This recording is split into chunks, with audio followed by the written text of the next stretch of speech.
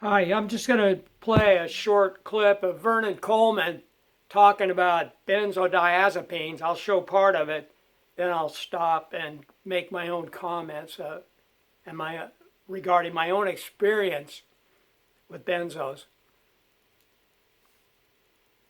1973 seems a long time ago. It was the year that I first started writing about the benzodiazepines and warning that they were dangerous drugs. 1973. In 1973, I edited a journal called the British Clinical Journal, and we published a leading symposium dealing with the addictive problems of benzodiazepine tranquilizers. In the 1970s and 1980s, I wrote hundreds of articles about benzodiazepine tranquilizers and sleeping tablets. I made countless television programs. I wrote 3 books about addiction. I made a series of radio programs which were broadcast nationally on the BBC local radio network. I set up a help group for tranquilizer addicts. I produced a newsletter containing information and advice about benzodiazepines. Throughout those 2 decades, the 1970s and the 1980s, I was violently opposed by members of the British Medical Association and the Royal College of General Practitioners who insisted, contrary to all the evidence, that drugs such as Ativan and Valium were perfectly safe and not in the slightest bit addictive. And all the time I was receiving letters from patients telling me that these drugs had ruined their lives. The phrase I heard time and time again was, "I've been to hell and back."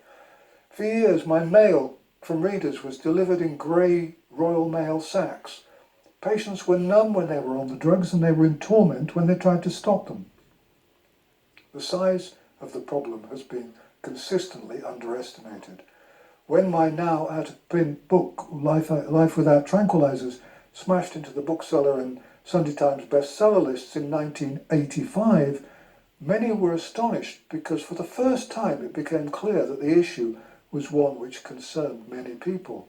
And then, in 1988, there was a breakthrough.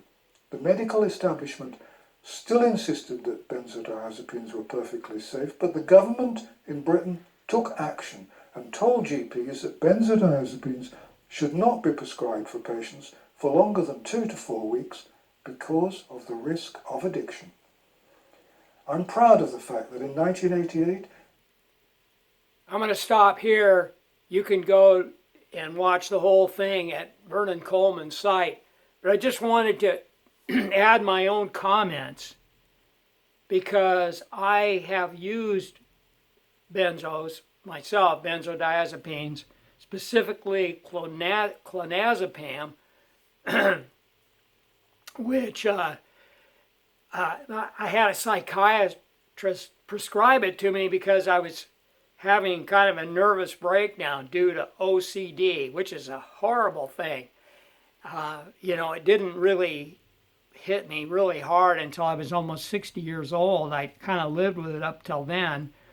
Although I had used alcohol somewhat, it was mostly a social thing. I don't think had fallen into the alcoholic hardcore category. But when I had this OCD breakdown, it was in 2001, February, around Valentine's Day, and I hadn't had a drink for 18 and a half years. I'd given that up, and I was doing very well, and then I had this thing happen that caused this OCD, and I didn't drink. I didn't drink, and I went to psychiatrists and psychologists, and I tried SSRI, serotonin reuptake. You might know that family of drugs.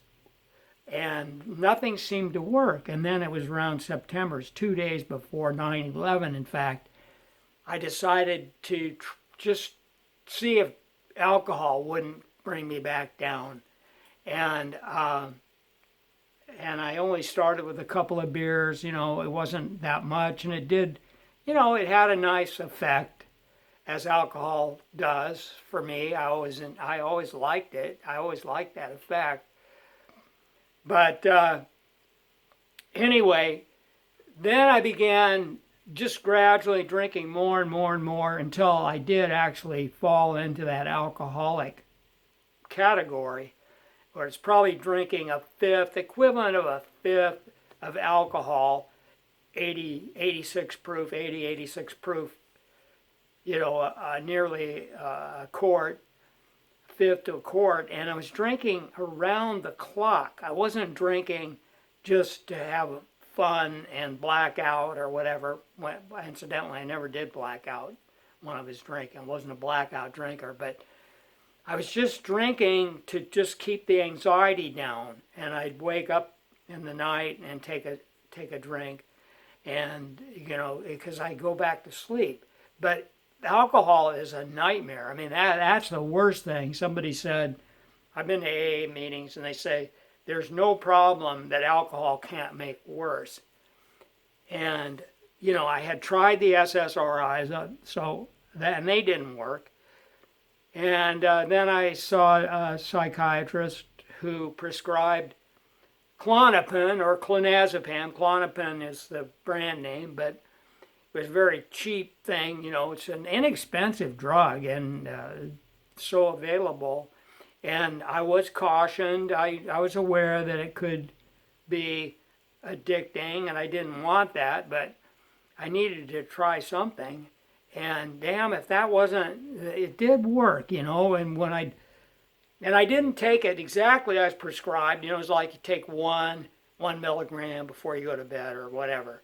My anxiety was always worse in the middle of the night, say 2, 3, 4 in the morning. That's when it really get a hold of me. My mind starts racing, and I just got horrible anxiety. So I would take this benzo, being full aware of the addiction risk. And it's when things were really bad, I might take 4 milligrams a day. And I was only advised, I think the doctor said, yeah, you could do that, but it was like 1 to 2 a day, 1 to 2 milligrams. You can't abuse these things. And if you can do without drugs or alcohol and go through life clean and sober, that's the way to go. Do your exercise, eat well, socialize, and try to avoid using any substance, mind-altering drug or alcohol, because it usually doesn't end well. Now some people, I don't want to sound like a teetotaler, because some people can do drugs a little bit, alcohol, and never really have a problem. But depending on the drug, some percentage of the population will likely have a very serious problem, even life-threatening. But just quickly going ahead, I probably would use that benzodiazepine for 2 years. I tried to gradually taper off as my anxiety and my OCD subsided. I gradually would wean myself off until I did not take any more at all. And I currently do not take any drugs, and I prefer living my life drug-free, alcohol-free. Even though I have had my fun doing the alcohol in the past, and I don't put it down, but people have to be aware and get help. Don't go into denial if you're starting to have problems, because you'll wreck your life and other people's lives. But anyway, since then, 2001, I had another breakdown in 2009. Had to go back on the Klonopin, clonazepam, which incidentally, it's different from Valium, which is, they have different half-life. So you don't get really high or out, feeling, it doesn't have the alcohol effect. It doesn't make you high. It just calms you down, and it slowly dies off. Well, I think it's a 36-hour half-life. It takes a long time for that to get out of your system, although I found that after 2 or 3 hours, I hardly even knew, it was doing anything. And then I had another breakdown. Long story short, I've been on benzos, clonazepam, with very reluctantly, but it was better than going back to alcohol or just agonizing, suffering, unbelievable suffering with OCD. Your mind just goes out of control. You can't believe how bad it is. But I'm fine now. You can get over it. So everybody's different. Just be cautious. This Vernon Coleman, I'm not disagreeing with him at all. He's a good guy, but I'm just trying to share a little bit of my experience, and that's the end of it. I've been rambling on here a long time. Thank you so much.